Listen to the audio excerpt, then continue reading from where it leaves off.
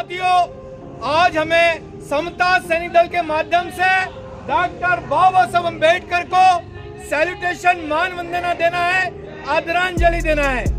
बाबा साहब का जो सपना था, उस सपने को साकार करने के लिए अगर कोई एक फौज बनाई होगी उन्होंने, उस फौज का नाम है समता सैनिक दल।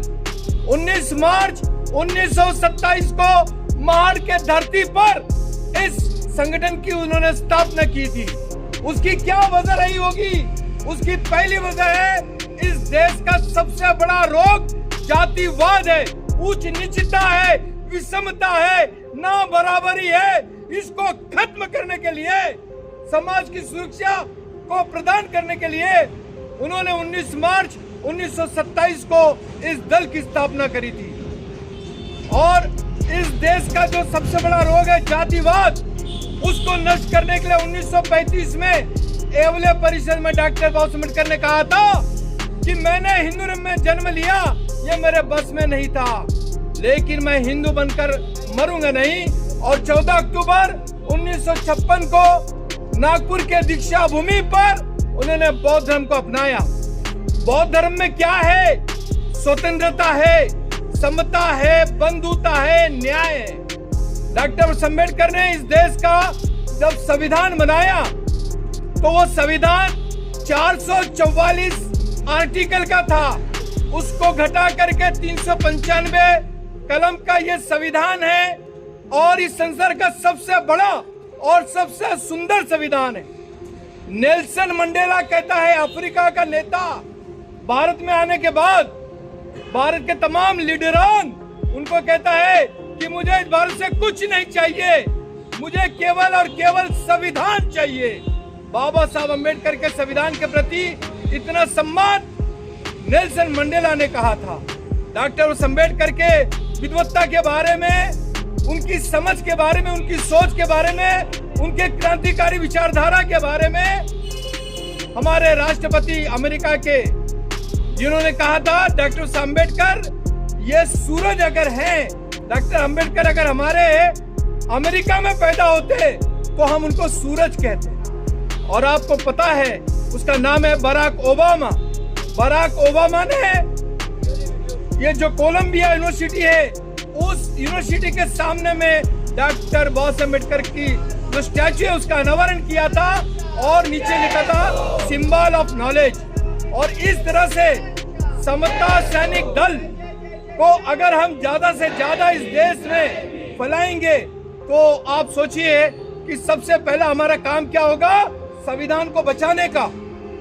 अभी वर्तमान लीडरान, वर्तमान पार्टियां, हम नाम नहीं लेना चाहते, लेकिन इस देश में सबसे ज्यादा खतरा अगर किसी को है वो संविधान को है। संविधान में उन्होंने आरक्षण को खत्म करने की पूरी पुरजोर कोशिश की है। वो कैसे खत्म किया?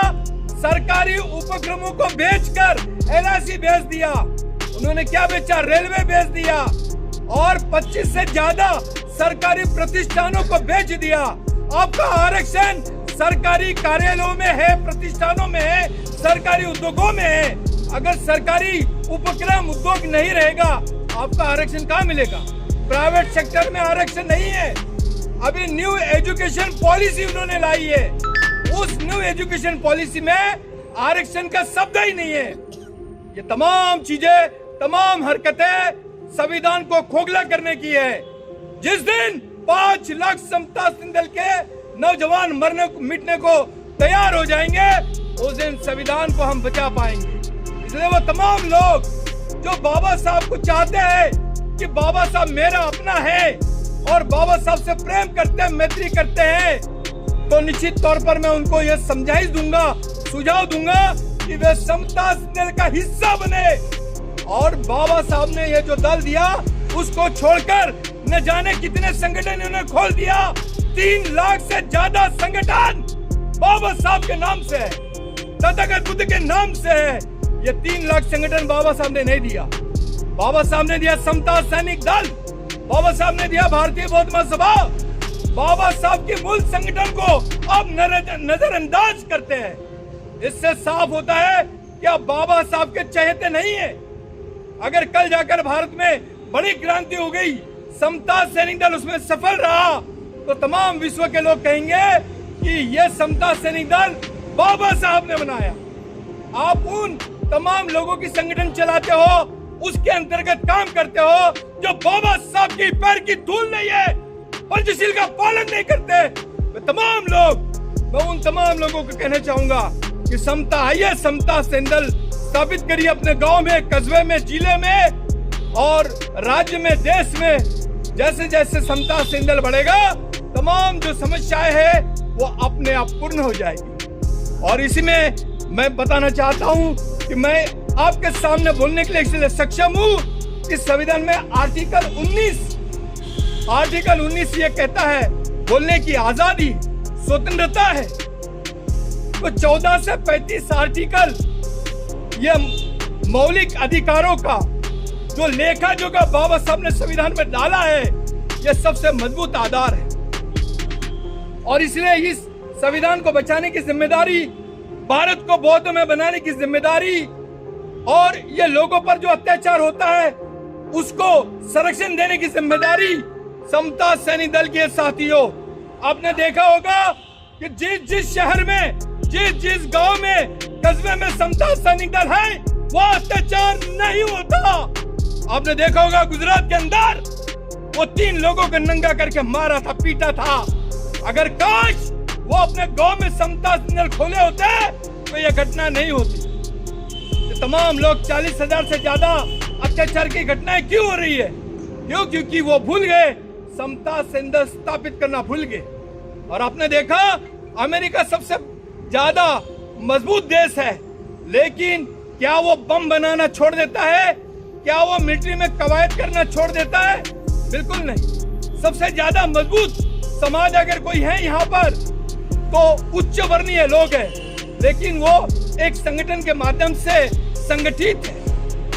उसके बहुत सारे नाम हैं, वो नाम को यहाँ प्रस्तुत नहीं करना चाहूंगा, लेकिन वो मजबूत होने के बाद भी, वो आर्थिक रूप से मजबूत होने के बाद भी वो समाज एक संगठन के नाम से, एक बैनर तले वो संगठित रहते हैं। लेकिन जो कमजोर समाज है, जिसको आवश्यकता है शक्ति की, जिसको आवश्यकता है एकजुटता की, लेकिन वो समता सैनिक दल की तरफ नजरअंदाज कर रहा है। वो तमाम लोग, जितने युवा लोग हैं, उन लोगों को खासकर मैं कहना चाहता हूं कि बाबा साहब की यह खुद की मिलिट्री है।